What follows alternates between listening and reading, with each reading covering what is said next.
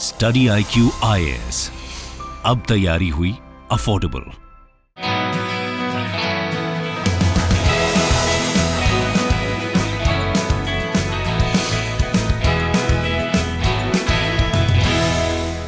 Hello and welcome to study IQ। मैं दिव्यांशी और आज मेरे साथ इस इंटरव्यू सेशन में जुड़ी हैं miss Bhumika Saini ji, an IRS of batch 2017। Currently she is posted as deputy commissioner income tax in Nashik. मैं और बता दूं मैडम के बारे में, तो she was associated with study IQ during her preparation days and lot of people who are following study IQ geography optional course, madam ने ही उसे प्रिपेयर किया था। She was teaching and I am sure lot of you must be acquainted with her geography videos. तो चलिए अब बात करते हैं मैडम से और जानते हैं उनका ज्योग्राफी का एक्सपीरियंस किस तरीके से रहा है, because there are lot of myths that's associated with geography. तो madam is here with us to clear all your queries, all your doubts, and also let me tell you all that उनकी एक book भी आ रही है geography GS के ऊपर। तो चलिए अब मैडम से ही बात करते हैं। Welcome madam. Thank you Divyanshi for the warm welcome.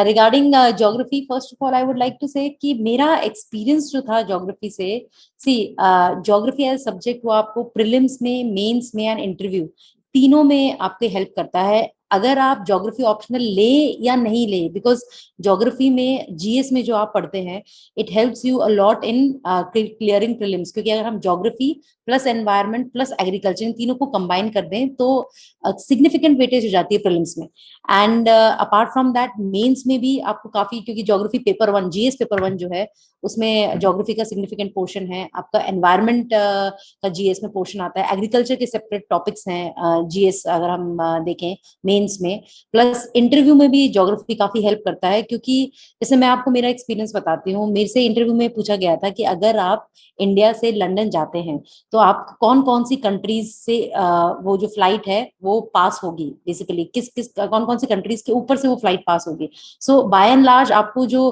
Political geography है या जो फिजिकल ज्योग्राफी है उसका एक आइडिया आता है, and it helps you a lot in administration also. When you clear civil service it also helps you a lot, because आपको वहां के जिस भी एरिया में आप पोस्टेड होते हो आपको वहां का कल्चर, वहां की इंडस्ट्रीज, वहां के सर्विस सेक्टर, वहां का फिजिकल जो ज्योग्राफी है वो सारी चीजें, वहां का वेदर, ये सब चीजें आपको एक बेटर अंडरस्टैंडिंग होती है ज्योग्राफी सब्जेक्ट को पढ़ने से।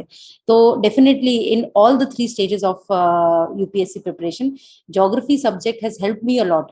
और दूसरा ज्योग्राफी क्या है, थोड़ा वास्ट है, एक बार आपको अच्छे से समझ में आ जाए, कंसेप्चुअल क्लैरिटी हो जाए, आपको समझ में आ जाए कि उसके फैक्ट्स को किस तरह से इंटरेस्टिंग वे में मेमोराइज करना है, तो वो थ्रू आउट योर प्रिपरेशन वो काफी हेल्प करता है ज्योग्राफी। मैडम अभी आपने ज्योग्राफी से रिलेटेड अपने इंटरव्यू में आपसे जैसे क्वेश्चन पूछे गए, तो मैं ज्योग्राफी की एकदम मैं बेसिक से बात करना चाहूंगी, क्योंकि ज्योग्राफी के लिए बहुत सारे लोग बहुत सारी चीजें कहते हैं, आप NCERT पढ़ लो दैट इज इनफ, आप JC लियोंग पढ़ लो दैट इज इनफ, बट जो कॉन्सेप्चुअल क्लैरिटी है एग्जामिनेशन की डिमांड को समझते हुए, because you do not get direct questions, you have lot of analytical questions, तो ये अंडरस्टैंडिंग स्टार्टिंग से ही कैसे डेवलप करनी है once a student or an aspirant is in the preparation? Okay, see geography की प्रिपरेशन को मैं 2 पार्ट में डिवाइड करती हूँ, एक तो एनालिटिकल, एक फैक्चुअल। क्योंकि शुरू में जब हम जब फाउंडेशन एक तरह से प्रिपेयर कर रहे हैं, अपना ज्योग्राफी जब स्टार्ट कर रहे हैं, तो एट दैट टाइम आपको लगेगा कि ये मोर ऑफ ऑब्जेक्टिव है ज्योग्राफी। क्योंकि अगर जैसे आप देखें कि काफी सारी चीजें इसमें लर्न करने की भी है, सपोज हमें रिवर्स लर्न करनी है, रिवर्स की ट्रिब्यूटरीज लर्न करनी है, लेफ्ट बैंक ट्रिब्यूटरीज कौन सी है, राइट बैंक ट्रिब्यूटरीज कौन सी है, कौन से माउंटेन्स कौन से कॉन्टिनेंट में है, कौन से कंट्री में है, तो इस तरह के भी क्वेश्चंस आते हैं। तो आपको फिजिकल ज्योग्राफी हो गया, चाहे पॉलिटिकल ज्योग्राफी हो गया, चाहे इंडियन ज्योग्राफी हो या वर्ल्ड ज्योग्राफी हो, तो फैक्चुअल चीज तो काफी सारी है, नो डाउट। बट हम उसको कैसे, मतलब मैंने स्पेसिफिकली उसको कैसे वो करा था, देखिए अगर मैं इसको फैक्चुअल पार्ट में करूं, फैक्चुअल पार्ट को फोकस करूं, तो मैंने क्या किया, मैंने मिमोनिक्स बनाए थे। जैसे कि इंडियन रिवर्स हैं, उसको किस तरह से, जैसे इंडस रिवर की ट्रिब्यूटरी है, उसको लर्न कैसे करना है, तो बहुत फनी वे में मैंने उसको उसके छोटे छोटे मिमोनिक्स बनाए थे कि इंडस रिवर की लेफ्ट बैंक की ट्रिब्यूटरीज हो गई, राइट बैंक की ट्रिब्यूटरीज हो गई। तो वो मुझे जब भी एग्जाम में प्रीलिम्स में क्वेश्चन आता था, suppose which of these are left bank tributaries of so and so river, तो वो मुझे मिमोनिक्स ही याद आते थे। तो फैक्चुअल चीजों को मैंने इंटरेस्टिंग वे में इस तरह से मेमोराइज करने की कोशिश करी। और एनालिटिकल चीजों को मैंने कैसे किया, देखिए एनालिटिकल चीजें, सपोज मैं आपको एक कॉन्सेप्ट लूं, ट्रॉपिकल साइक्लोन या फिर प्लेट टेक्टोनिक्स, अब ये बिल्कुल कंसेप्चुअल क्लैरिटी आपकी इसमें होनी चाहिए। तो उसके लिए मैंने क्या किया, मैंने चीजों को विजुलाइज करना स्टार्ट किया।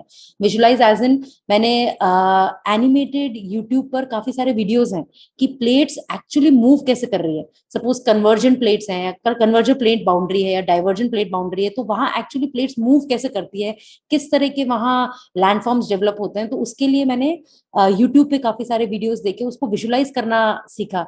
ऐसे ही मैंने ट्रॉपिकल साइक्लोन कैसे मूव कर रहा है from the sea towards the land, या फिर suppose El Nino La Nina का कंसेप्ट है, तो इसको मैंने कंसेप्चुअली इस तरह से समझने की कोशिश करी कि पहले तो ठीक है टेक्स्ट जो हुआ, टेक्स्ट से पढ़ा, बट उसको मैंने विजुलाइज करने की कोशिश करी। क्योंकि ज्योग्राफी में एक अच्छी चीज ये है जो आप शायद बाकी सब्जेक्ट में नहीं कर सकते, आप उसके एनिमेटेड या उन जनरल आप उनके वीडियोस के थ्रू, डायग्राम्स के थ्रू आप उसको समझ सकते हो कि एक्चुअली हो कैसे रहा है। तो कंसेप्चुअल अंडरस्टैंडिंग मैंने इंफोग्राफिक्स, पिक्चर्स, वीडियोस, इनसे समझने की कोशिश करी। प्लस एक चैलेंज जो मुझे मिला, जो मैंने फेस किया during my preparation for geography, not for optional but I am talking of general GS में, मुझे क्या दिक्कत आई, देखिए शुरू में जब आप जाएंगे तो सब लोग यही बोलेंगे 9 से 12 तक की Indian geography and physical geography पढ़िए। फिर लोग बोलेंगे चलो वो हो गया, उसके बाद अब GC long geomorphology and climatology के लिए पढ़िए।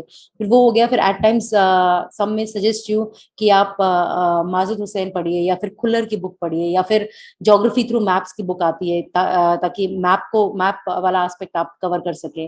ठीक है, या फिर जैसे और स्ट्रेच करें इसको तो सविंदर सिंह हो गई, स्ट्रॉल एंड स्ट्रॉलर हो गई, काफी सारी इस तरह की बुक्स हैं अवेलेबल मार्केट में। Although they are very good books, but क्या है कि वो बहुत ज्यादा एकेडमिक ओरिएंटेशन से लिखी गई है। तो मैंने क्या किया, मैंने बुक्स को रेफर किया नो डाउट, बट मैंने उसके बाद अपने खुद के नोट्स बनाए ताकि मैं लास्ट डे एग्जाम में रिवाइज कर पाऊँ। तो सारे चैप्टर्स के मैंने नोट्स बनाए। This help me not only in making my foundation strong, but वो जो फैक्चुअल पार्ट है कि बार बार उसको रिवाइज करना है, एग्जाम में हम डिलीवर कर सकें, कि जैसे क्वेश्चन आया हमें याद आ जाए। तो उस तरह से मैंने अपने ही नोट से फिर रिविजन किया, खुद ने डायग्राम्स बनाए, खुद ने मैप्स, वर्ल्ड मैप फटाफट आप मतलब 5 सेकंड में कैसे वर्ल्ड मैप बना सकते हैं, इंडिया का मैप फटाफट कैसे बना सकते हैं। तो ये चीजें मैंने रेगुलरली प्रैक्टिस करी in form of notes making, exam से जस्ट पहले रिविजन करा। तो उसमें मेरा foundation in general analytical plus जो फैक्चुअल है, ये दोनों स्ट्रांग हुआ। मैम मैप्स की आपने बात की और हमेशा कंफ्यूजन रहता है मैप्स को कैसे कवर करें।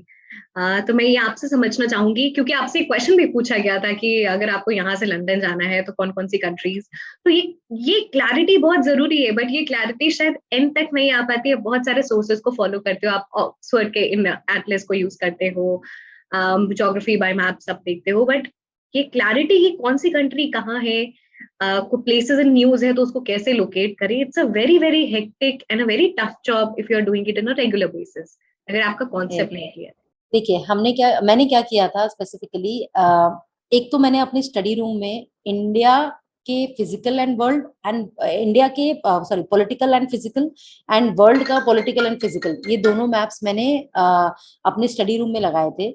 मैं क्या करती थी, जब भी फ्री टाइम होता था, सपोज मतलब जब भी ब्रेक लेती थी मैं, तो मैं उसको याद करती थी। सपोज जैसे वर्ल्ड का पॉलिटिकल मैप मेरे सामने है, ठीक है, तो मैं जनरली कॉन्टिनेंट वाइज याद करती थी। एशिया के कॉन्टिनेंट में, ठीक है, मैं कंट्री वाइज से याद करती थी कि ये एक्स कंट्री यहाँ है, फिर वाई है, फिर इसके ऊपर ये है, फिर इसके नीचे ये है, इसके साइड में ये है। क्योंकि कई बार क्वेश्चंस आते हैं इंडियन ज्योग्राफी के रिस्पेक्ट में कि सपोज नॉर्थ ईस्ट स्टेट्स पे जनरली क्वेश्चंस आते हैं कि सपोज मणिपुर स्टेट है, उसके एडजॉइनिंग कौन कौन सी स्टेट्स हैं, कौन कौन से मणिपुर किस किस से बॉर्डर अपना शेयर करती है। कई बार इस तरह क्वेश्चन आते हैं। तो मैं क्या करती थी, ये तो एक तरीका था कि मैं उसको रेगुलरली, रोज मेरे को दिखते थे मेरे स्टडी रूम में, तो मैप्स को देखना एक अलग चीज है, प्लस मैं उसको मेमोराइज करती थी। फिर मेरे को लगता था कि यार कुछ कंफ्यूजन हो रही है, फिर मैं वापस चेक करती थी कि हाँ मतलब मैं जो याद कर रही हूँ वो सही है ना।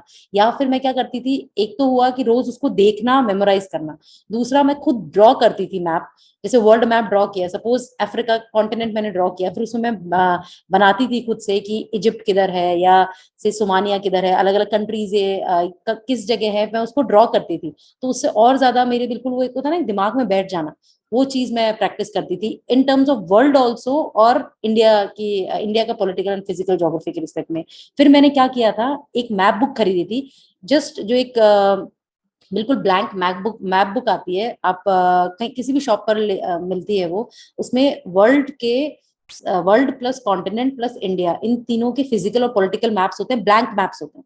तो मैं क्या करती थी, वो जो मैप बुक थी उसमें मैं खुद इनफैक्ट जैसे फिजिकल ज्योग्राफी हुई, सपोज ऑस्ट्रेलिया कॉन्टिनेंट का मैप है तो उसमें मैं खुद मार्क करती थी कि इसमें ये माउंटेन्स हैं, ये रिवर्स हैं, ये यहाँ से फ्लो कर रही है, ये लेक्स हैं, तो मैं खुद मार्क करती थी। तो उसको मैं खुद करके मैंने मेमोराइज किया है बेसिकली। तो इस तरह के मैंने मैप बुक में खूब प्रैक्टिस करी थी रेगुलर बेसिस पर, क्योंकि ज्योग्राफी खैर ऑप्शनल भी था, बट जो लोग ज्योग्राफी जीएस और मेंस के लिए भी अगर तैयारी कर रहे हैं, तो आजकल अगर आप देखें ऑफ लेट काफी क्वेश्चंस जो हैं वो लोकेशन बेस्ड आने लग गए हैं, कि सपोज XYZ नेशनल पार्क इस स्टेट में है, उस वो इस सपोज कोई ABC कोई रिवर उससे पास हो रही है, तो वो बोलते हैं आप आइडेंटिफाई करो ये नेशनल पार्क किस नेशनल पार्क की बात हो रही है। इस तरह के प्रीलिम्स में क्वेश्चंस आते हैं। तो इनको मैं कैसे करती थी, जो इंडिया का मैप था मैप बुक में, तो मैं उसमें सपोज एक एक मैप सिर्फ मैंने प्रैक्टिस किया कि कौन कौन से नेशनल पार्क्स हैं उसमें मैंने बनाए, फिर दूसरा मैंने सपोज कौन कौन सी रिवर्स हैं वो मैंने खुद में मैं बनाती थी, मतलब मैं खुद उसमें वो ब्लैंक मैप पर प्रैक्टिस करती थी। तो इस तरह से फिर वो एक दिमाग में बैठ जाता है, प्लस रोज इंडिया का वर्ल्ड का फिजिकल पॉलिटिकल मैप देखना स्टडी रूम में, रात को जब मैं सोती थी तो मैं ये याद करती थी कि ठीक है आज अफ्रीका के कंट्रीज हो गई, अब नेक्स्ट कोई और कॉन्टिनेंट की कंट्रीज करते हैं, या फिर कोई और कॉन्टिनेंट के फिजिकल फीचर्स करते हैं, डेजर्ट्स कहाँ कहाँ हैं, करंट्स कहाँ, ओशन करंट्स कहाँ कहाँ से कैसे फ्लो करते हैं। तो इस तरह से विजुलाइज करके प्लस निमोनिक्स भी मैं बनाती थी, कि अगर नॉर्थ अमेरिका की कंट्रीज लर्न करनी है या फिर सपोज साउथ अमेरिका की कंट्रीज लर्न करनी है, तो इंटरेस्टिंग वे में खुद में निमोनिक्स बना के उसको याद करती थी। तो इस तरह से आप कर सकते हैं, प्रैक्टिस भी करनी है मैप बुक के थ्रू, प्लस रोज विजुलाइज भी करना है कि हाँ। प्लस एक चीज और, जब भी कोई चीज करंट में आती थी, सपोज इंडिया चाइना का कुछ इशू हुआ से बॉर्डर पे, ठीक है, या फिर कोई न्यूज आई, सपोज कोई टेरर अटैक हुआ या कोई भी इशू हुआ, कोई न्यूज आई या कहीं अर्थक्वेक आया, इंडिया की रिस्पेक्ट में बोल रही हूँ, तो मैं सबसे पहले मैं यही देखती थी कि वो जगह कौन से डिस्ट्रिक्ट में है, ऑफ कौन से स्टेट में है, प्लस मैं उसको मार्क करती थी। तो मैं मैप बुक में एक अलग से मैंने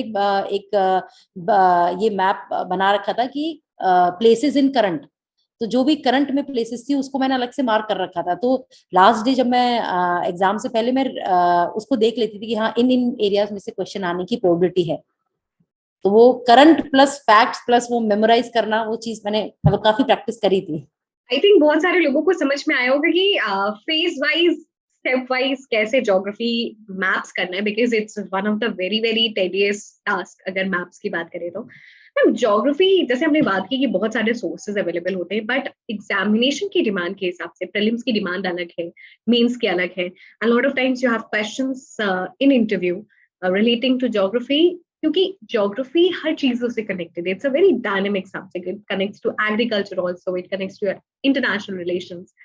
तो अगर हम एज अ होल अलग अलग स्टेजेस की डिमांड को समझें और ज्योग्राफी प्रिपेयर करें, तो what would be your advice suggestion to all the aspirants starting from very base to advanced level? So see, I'll divide this answer in two parts. One is for beginner aspirants and the other one is for advanced level aspirants.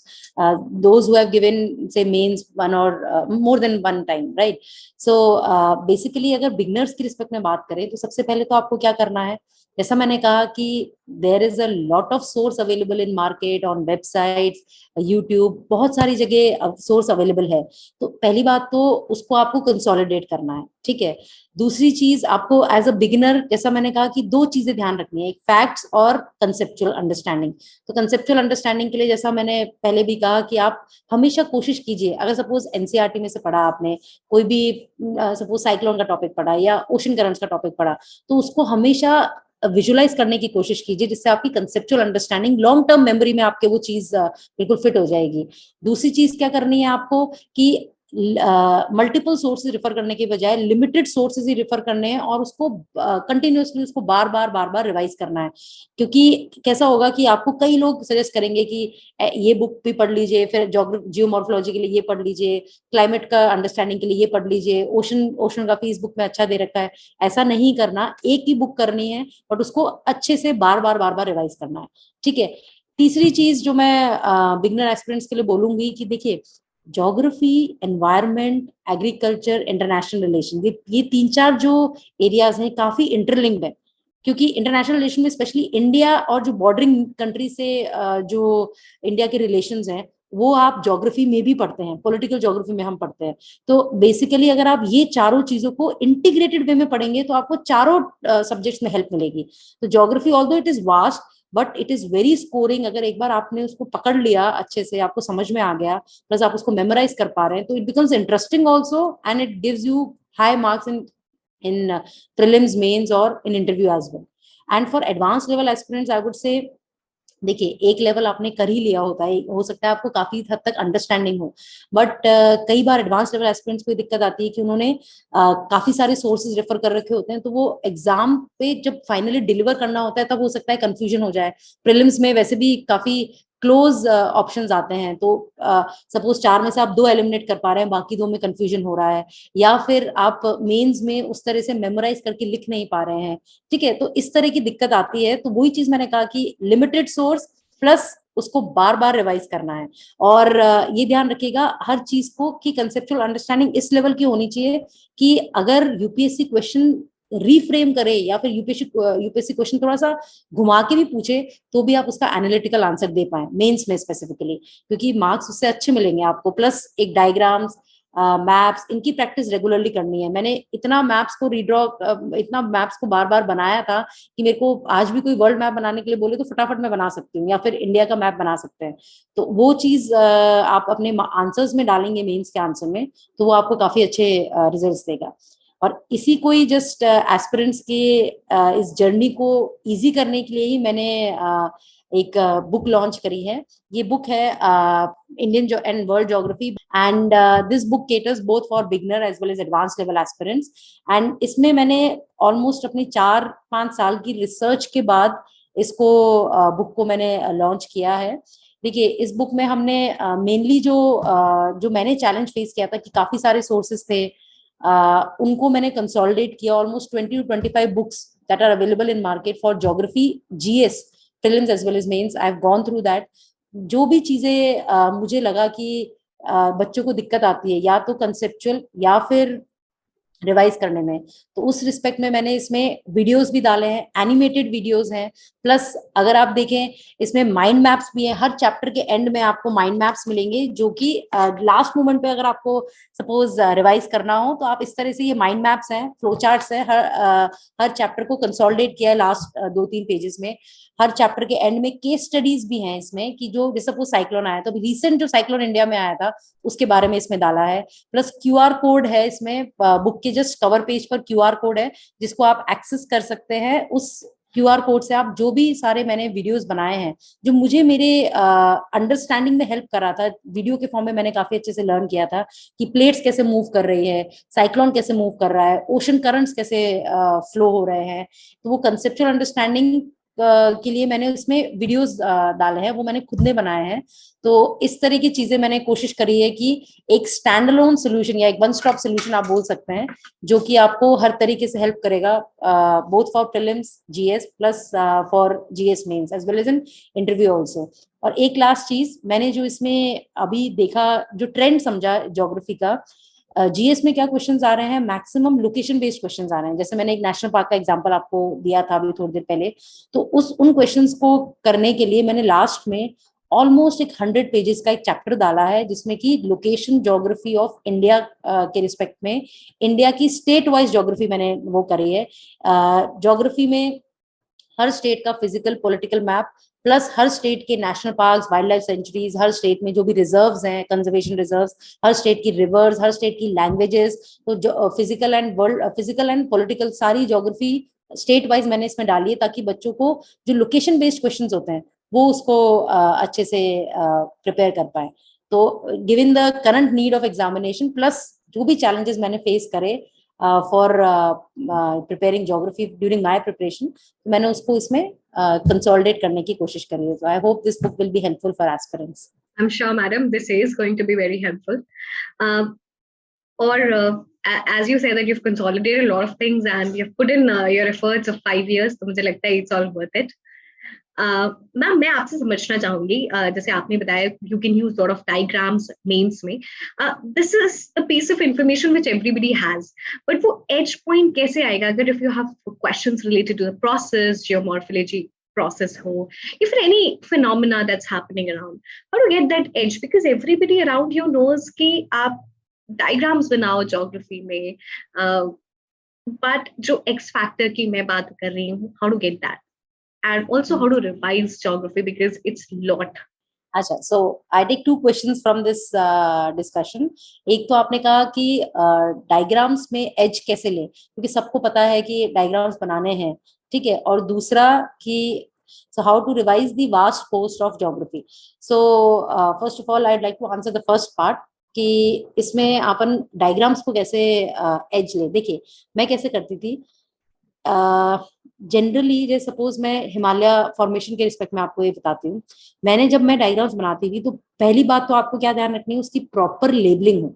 Diagram should be very neat, it should be very, मतलब वो clear होना चाहिए कि हाँ आप वो concept समझाना चाह रहे हो। दूसरा उसकी प्रॉपर लेबलिंग होनी चाहिए। मैं हर डायग्राम को एक बॉक्स में एनक्लोज करती थी और उसमें सपोज जैसे हिमालयन फॉर्मेशन बताया, हिमालयस बनाए, हिमालय फॉर्मेशन जैसा हो रहा है, स्टेप बाय स्टेप बताया, जो भी उसकी डिफरेंट फेजेस हैं उनको प्रॉपर लेबलिंग करी, phase 1, phase 2, phase 3, proper diagram के अंदर भी, और डायग्राम को एक बॉक्स में एनक्लोज किया और बॉक्स के नीचे उसका फिगर 1 सो एंड सो उसका लेबल किया। तो ये बिल्कुल क्लीन वे भी होता है। एंड जब जो भी एग्जामिनर है जो इसको देखता है तो उसको लगता है कि हाँ इसके दिमाग में कंसेप्चुअल अंडरस्टैंडिंग है। क्योंकि when I was preparing for civil service I was actually checking copies also for various institutes. तो मुझे ये चीज तब रियलाइज हुई कि बच्चे क्या लैक करते हैं जब आपको प्रोजेक्ट करना होता है अपने आंसर को इन फॉर्म ऑफ डायग्राम्स। तो एक तो वो क्लीन होना चाहिए, इसलिए मैंने कहा कि उसकी काफी बार आप प्रैक्टिस कीजिए। मैंने एक अलग से एक रजिस्टर बना रखा था जिस रजिस्टर में मैं सिर्फ डायग्राम्स की ही प्रैक्टिस करती थी। सपोज जियोमॉर्फोलॉजी के डायग्राम्स है, क्लाइमेटोलॉजी के डायग्राम्स है, अब साइक्लोन का मूवमेंट हुआ, उसमें प्रॉपर लेबलिंग और उसको पूरा एक बॉक्स में एनक्लोज करना, फिर उस डायग्राम के नीचे फिगर 1 और जो भी उसका लेबल है वो डालना। तो वो उससे एक क्लियर अंडरस्टैंडिंग होती है, एग्जामिनर को ये समझ में आता है कि हाँ इसको प्रॉपरली पता है, कॉन्सेप्ट पता है। और वही चीज मैं ऐसा करती थी, सपोज यहाँ टेक्स्ट लिखा है, टेक्स्ट के जस्ट साइड में वो डायग्राम बनाना। ऐसा नहीं कि टेक्स्ट फिर उसके नीचे डायग्राम, मैं ये नहीं करती थी। टेक्स्ट लिखा, उसके साइड में डायग्राम बनाया, उसको लेबल किया, फिर नीचे और टेक्स्ट लिखा, उसके साइड में डायग्राम बनाया। तो इस तरह से मैं अपने आंसर्स का फ्लो रखती थी, स्पेशली इन मेंस। और प्रैक्टिस के लिए मैंने आपको बताया ही कि अलग से हर चैप्टर के मैं अलग से डायग्राम्स का पूरा मैं प्रैक्टिस करती थी। एक रजिस्टर में पूरा एक उसको डिवाइड कर रखा था 3-4 पार्ट में, वहां जियोमॉर्फोलॉजी के ही डायग्राम्स प्रैक्टिस करने हैं। प्लस एक चीज जो आप एज की बात कर रहे थे, देखिए कुछ डायग्राम्स है जो आपकी बुक में है, स्टैंडर्ड बुक्स में है, ठीक है। कुछ डायग्राम्स हैं, मैं क्या करती थी, एक जनरली वो सब्जेक्ट वो टॉपिक गूगल में डाला और गूगल इमेजेस पे जाती थी सीधे। सपोज साइक्लोन है, सपोज ओशन करंट्स है, सिर्फ गूगल इमेजेस पर गए, फिर आपको काफी सारे उसमें डायग्राम्स मिलेंगे। तो मैंने क्या किया था, एक गूगल ड्राइव पर इस तरह का एक डायग्राम्स का फोल्डर बना रखा था। उसमें मैंने चैप्टर वाइज फोल्डर बना रखे थे, जियोमॉर्फोलॉजी से रिलेटेड डायग्राम्स। मुझे अगर सपोज कोई अच्छा डायग्राम मिला जो बुक में नहीं है, आपको गूगल पे n नंबर ऑफ इन्फॉर्मेशन मिल जाएगी, तो या n नंबर ऑफ डायग्राम्स मिल जाएंगे, तो मैं जो मुझे अच्छा लगता था उसको गूगल ड्राइव में तो सेव कर ही लेती थी, प्लस उसको मैं अपने डायग्राम के रजिस्टर में ड्रॉ कर लेती थी। तो मुझे लगता था कि ये डायग्राम शायद हो सकता है नॉर्मल बच्चे नहीं बनाए, बच्चे जनरली वही डायग्राम्स बनाएंगे जो स्टैंडर्ड बुक्स में अवेलेबल है, ठीक है। तो उस तरह से मैंने वो जो आपने जो कहा ना कि एज की बाकियों से कैसे डिफरेंट करें, वो एक वो तरीका था, प्लस उसकी प्रॉपर लेबलिंग और क्लियर वे में उसको बनाना। वो आप तभी कर सकते हो जब आप उसको प्रैक्टिस करोगे, ये है। एंड सेकंड जो आपका क्वेश्चन था कि इतने बड़े कोर्स को रिवाइज कैसे करें, देखिए सबसे पहले तो पूरा सपोज अगर 500 पेज की अगर बुक है, उसको आपको सिर्फ एटलीस्ट 20 से 25 पेज में कैसे कंसोलिडेट करना है ये आपको आना चाहिए। ये इसलिए आना चाहिए क्योंकि नॉट ओनली फॉर प्रिपरेशन, या आप जब आप एडमिनिस्ट्रेशन में जाएंगे बीइंग अ सिविल सर्वेंट, तो भी आपको वो चीजें हेल्प करेंगे। तो हम कैसे करते थे, मैंने सपोज बुक को कंसोलिडेट करना है या इतने सारे टॉपिक्स को कंसोलिडेट करना है, तो सिर्फ मैंने जैसे एक रजिस्टर बनाया, उसमें एक पेज पे क्लाइमेटोलॉजी के सारे टॉपिक्स छोटे छोटे छोटे छोटे बिल्कुल माइंड मैप्स के फॉर्म में मैंने लिख लिए। मुझे साइक्लोन लिखना था, सपोज ओशनोग्राफी है तो ओशनोग्राफी में ओशन करंट्स, हल्का सा सिर्फ कीवर्ड्स डेफिनेशन में भी सिर्फ कीवर्ड्स, क्योंकि बाकी तो आप आगे पीछे का तो आप वैसे भी सेंटेंस फॉर्म कर ही लोगे, सिर्फ कीवर्ड्स में लिखती थी डेफिनेशन में ये होना चाहिए, ओशन करंट्स का, ocean currents in different ocean, जैसे suppose Atlantic ocean, Pacific ocean, Indian ocean, तो वो सिर्फ मैं सिर्फ नेम कर लेती थी, फिर उसके बाद उसको कैसे मूव कर रहा है बिल्कुल ब्रीफ में, जस्ट मेरी अंडरस्टैंडिंग के लिए कि मैं लास्ट डे भी रिवाइज करूं तो मैं उसको कैसे रिवाइज कर सकती हूँ, just I flip through those pages and उसको रिवाइज कर सकती हूँ। और यही चीज मैंने अपनी बुक में माइंड मैप्स के फॉर्म में डाली है, हर टॉपिक इसको इसमें माइंड मैप्स के थ्रू समझाया गया है। जैसे कि मैं एक बात बताऊं आपको, जियोमॉर्फोलॉजी में काफी फैक्चुअल चीजें हैं, सपोज इतने डिफरेंट टाइप्स ऑफ लैंडफॉर्म्स आप पढ़ते हैं तो उनको कैसे रिवाइज करना है, तो मैं यही करती थी, छोटे छोटे माइंड मैप्स बना लिए और फिर उसको एग्जाम से एक दिन पहले पूरा रिवाइज किया। तो रिवीजन रिवीजन रिवीजन, उसको रात को सोने से पहले भी मैं ये रिवाइज करती थी कि अच्छा जियोमॉर्फोलॉजी में रिवाइज किया, ठीक है, ये टॉपिक को मैं जस्ट 5 मिनट में कैसे उसको मेमोराइज कर सकती हूँ। तो उस तरह से मैंने उतने बड़े कोर्स को, उतने वास्ट कोर्स को कंसोलिडेट किया और फिर बार बार रिवाइज किया। So final tips for all the aspirants, whether it be beginners or advanced level aspirants, one thing in general for clearing civil service examination, you need to have faith on yourself कि आप जितना preparation कर रहे हैं, जितना भी आपने पूरा टाइम एफर्ट इसमें लगाया है, एक ये फेथ रहना चाहिए, अपने को सेल्फ कॉन्फिडेंस होना चाहिए कि उतनी प्रिपरेशन से हमारा एग्जाम क्लियर हो जाएगा। क्योंकि जनरली एग्जाम से पहले बच्चे बहुत स्ट्रेसफुल रहते हैं या फिर बहुत पैनिक में रहते हैं कि अभी अगर हमारा ज्योग्राफी हो गया तो हमारा हिस्ट्री रह गया रिवाइज होना, या हिस्ट्री हो गया तो पॉलिटी रिवाइज करना रह गया। जनरली वो पैनिक स्टेट रहती है और लास्ट मोमेंट तक they keep on flipping pages कि ये चीज रह गई, ये भी पढ़ ले, ये भी पढ़ ले। तो इस तरह की जो स्टेट है that is not required, rather you need to very calm before the examination. जितना आप काम एंड सेल्फ कॉन्फिडेंट जाएंगे उतना आप अच्छे से कम अटेम्प्ट्स में इस एग्जाम को क्लियर कर पाएंगे। एंड सेकेंड थिंग, जैसा मैंने पहले भी कहा कि revision is the key to clear exam, whether it be prelims or it be mains. तो revision, regular revision, limited sources and revision, वो आपको रेगुलरली करना है। एंड थर्ड चीज, एक अच्छा आप अपना पीयर ग्रुप बनाइए। आई विल नॉट से कि आप बहुत सारे लोगों को इन्वॉल्व कीजिए, बट एटलीस्ट 2-3 लोगों का आपका like minded in terms of seriousness for preparing civil service, आपका इस तरह का 2-3 लोगों का पीयर ग्रुप होना चाहिए, जिससे कि आप रेगुलर बेसिस पर डिस्कस कर सके। आप प्रीलिम्स के क्वेश्चंस, मेंस के क्वेश्चंस आप डिस्कस कर सके। आप एक वो हेल्दी कंपटीशन भी होता है कि अगर वो कर पा रहा है तो हम क्यों नहीं कर पा रहे, या फिर आप एक दूसरे से जब डिस्कशन करते हैं तो और अंडरस्टैंडिंग होती है। हो सकता है किसी का ज्योग्राफी स्ट्रांग हो तो आप उससे ज्योग्राफी का के रिस्पेक्ट में सीख सकते हैं, किसी का पॉलिटी स्ट्रांग हो तो उसके उस रिस्पेक्ट में सीख सकते हैं। तो एक अच्छा पीयर ग्रुप भी, it always helps a lot.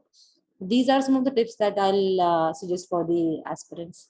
And something that I know about madam is peer group की जिस तरीके से मैडम emphasize कर रही थी, and I'm sure जो भी आपका ग्रुप रहता है, it motivates you and you also motivates to some extent. Madam के बारे में बता दूं तो मैडम and her spouse दोनों एक साथ प्रिपरेशन कर रहे थे and they are today in the services. So I'm sure it actually helps somewhere or the कि have such set of people who are actually into the preparation and who can actually motivate you. Yes, definitely. Thank you so much, ma'am, and we wish you good luck, good health. We had a very, very strong association of yours with Study IQ, and today we are very glad that you're launching your book. All the best to it. Best wishes. Thank you, Divyanshu. Study IQ IAS, अब तैयारी हुई affordable.